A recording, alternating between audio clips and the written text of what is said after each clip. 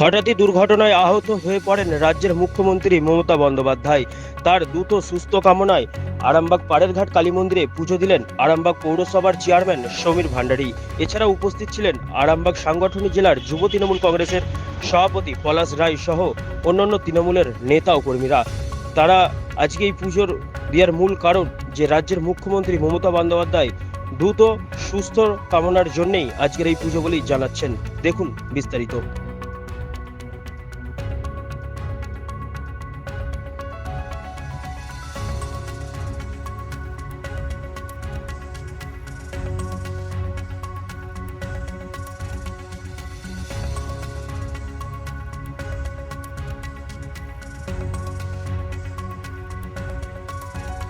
কি কারণে পুজো দিচ্ছিলেন বিষয়টা? আমাদের মাননীয় মুখ্যমন্ত্রী কালকে আঘাত পেয়ে পড়ে গেছেন এবং কপালে 3টে স্টিচ হয়েছে এবং নাকে 1 স্টিচ হয়েছে।